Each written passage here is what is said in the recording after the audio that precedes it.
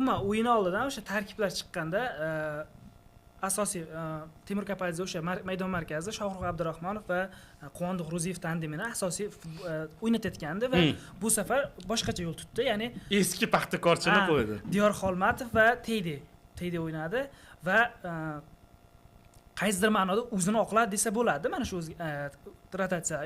Temur Kapadze rotatsiya qiladi-ku va yana bir sobiq Paxtakorchi Umarat Hamzoda o'sha o'yinga keladigan bo'lsa, Hojiakbar Aljonovni deyarli zararsizlantira oldi.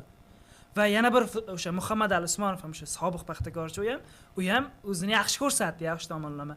Umuman o'yinda gollarga keladigan bo'lsa, birinchi golda aynan Temur Kapadzeni nima deysiz, taktikasi ishladi desa bo'ladi. O'sha yuqori pressing, o'sha oxirigacha qadar pressing, Zaid Tahsinga o'sha bosim bo'ldi. Zaid Tahsin tabiiyki bosimda o'sha to'pni tepib yuborgandi va to'p Navbahor futbolchisiga kelib tushdi. Navbahor futbolchisi zarba beryapti va bu yerda darvozabon qaytgan to'pni qayta urib ketyapti. Bu aynan Temur Kapadzeni ishlamasi desa bo'ladi mana shu birinchi golda.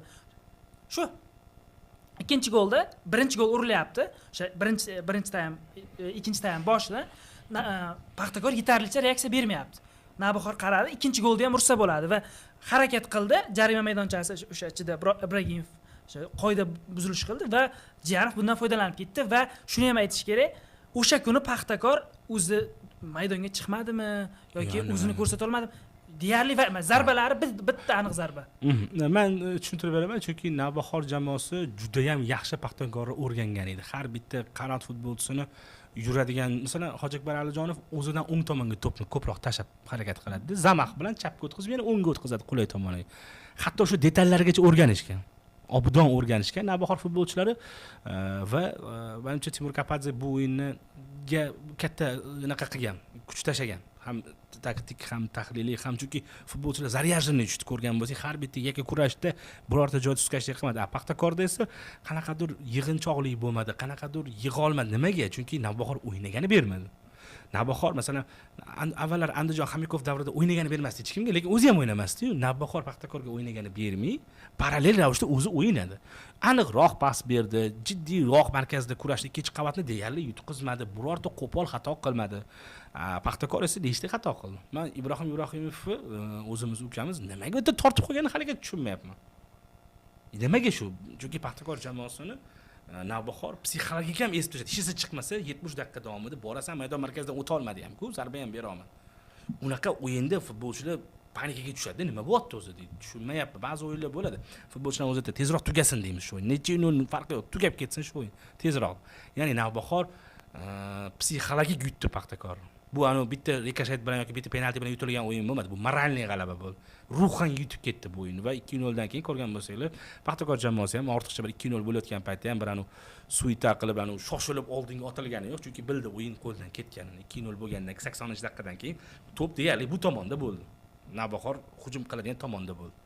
Shuning uchun bu so'nggi yillar ichida Paxtakor bilan Navbahor o'rtasidagi to'qnashuvda Navbahorni ilk bor o'yin bermay yutgani deb ta'riflagan bo'lardim.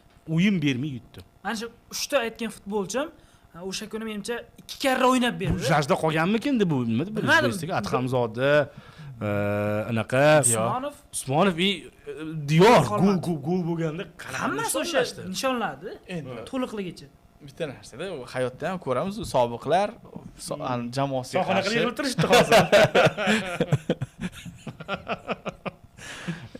Yo, o'zi futbolda sobiqlar baribir o'zini avvalgi jamoasiga qarshi bir ikki hissi bir ko'proq harakat qiladi. Bu bor narsa. Endi qolganmi, qolmaganmi baribir zo'r o'ynashdi. Ketdi-ku, baribir u jamoadan ketdi-ku. Balki yaxshi kayfiyatda, balki yomon kayfiyatda bilmaymiz. Lekin o'sha jamoadoshlariga, o'sha jamoa rahbariyati, o'sha jamoa murabbiyi, umuman o'sha jamoadagilarga o'zini haliga kuchayganini ko'rsatish uchun harakat qiladi. Bu isbotlangan narsa, u hayotda ham, futbolda ham, boshqasida ham. Va bitta narsani aytish kerak, Timur akani o'sha kungi futboli Paxtakorni tamomila muzlatib qo'ydi. Havo sovuq-ku, uzib qo'ydi. Hujum yo'q. Markaz ishlamadi, qanotlar ish bermadi. Umuman, masalan, chap qanotni Oybek nimalarning qanotni umuman ishlaganini ko'rmadim. Alijonovga o'tishdi, Alijonovni bu yoqda Atxamzoda birga bir o'ynab, hamma kurashda yaqin masofada o'ynayapti. Yaqin masofa.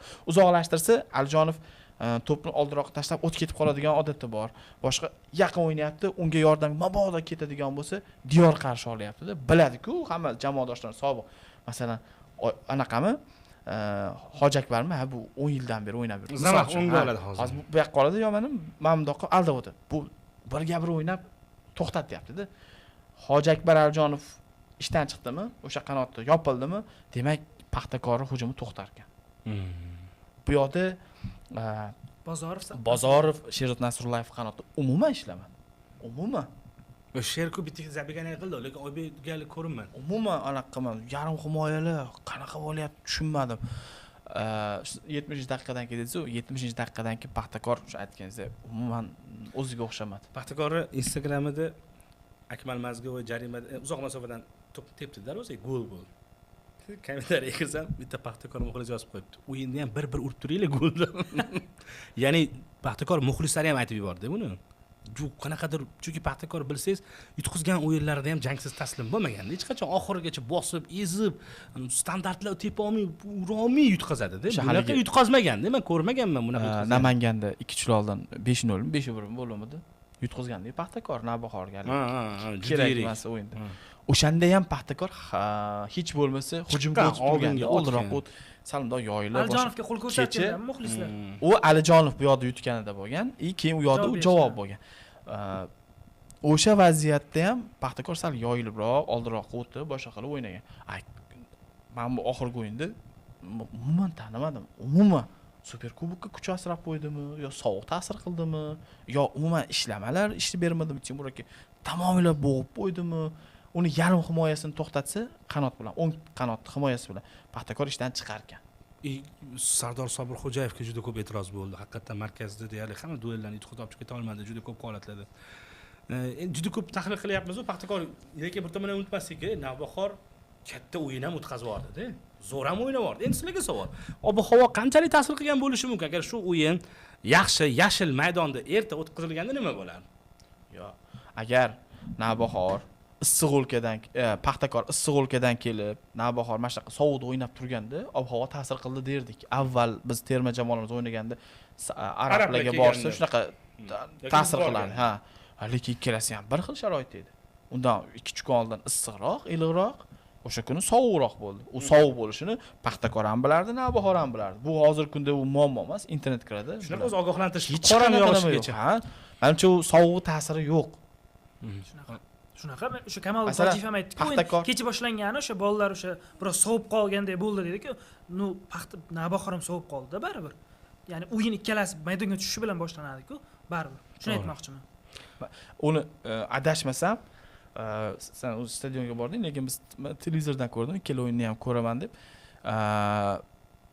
Paxtakor kechroq keldi, ya'ni oldindan ogohlantirildi. O'yin kech boshlanadi, chunki stadionda, hali maydonda qor, uni tozalash ishlari amalga oshiriladi, to'g'rimi? Chunki videosi kechroq chiqdi-da, demoqchi bo'lganim, issiq joyda turishdi, sovuq polda boshqa narsa yo'qdi, demoqchiman. Shuni nazarda tutaman. Mana bunaqa bo'ldi. O'sha tepada media tribunada o'tirdim. Birinchi Paxtakor tomonini tozalab berdi, ya'ni o'sha traktormi nima deydi? Tozalab berdi, traktorchi. Undan keyin o'sha Paxtakor futbolchilari chiqib trenovka qildi va undan keyin bu taraf tozalab berishgandan keyin Navbahor futbolchilari chiqdi-da. Shu narsani bilaman, xolos. Ichkarida nima bo'lganini bilmayman. Qachon kelganlarini ulgurmadim men to'g'risi. Tepada o'tirganimda, chunki sovuq, yoqmadi chiqish. Shunaqa bo'ldi. Va bitta narsani ham aytib o'tish kerak, Timur Kapadziga. Mana qarang, himoya chizig'idan boshqa hamma pozitsiyada rotatsiya qilyapti. Nimaga? Chunki pressingli futbol ko'p. Oldinga ko'p yugurish kerak. O'shaning uchun men o'tgan o'yinda Zabihullo O'rinboyevman, bu o'yinda Kati. Markazda Quvondiq Ro'ziyev bilan Shohruh Abdurahmonovman, bu o'yinda boshqasi. Ertaga yana qanaqadir bo'lsa, chunki uni futbolda haqiqatan ham ko'proq yugurish talablanadi. Ruslan Janovdan ham o'sha so'radim-da. Necha marta ko'p yuguryapsiz? Ko'p yuguryapman rostdan ham. Men necha martaligini aytmadim. Uni futbolda rostdan ham rotatsiya va buni oqlayapti-da. Buxoroga qarshi o'yinda ham, mag'lubiyatda ham yaxshi o'ynagan. Va lekin unutmaslik kerak, bu hali ilk xulosalar, hali hammasi osmondan, oyog'i osmondan bo'lib ketishi mumkin.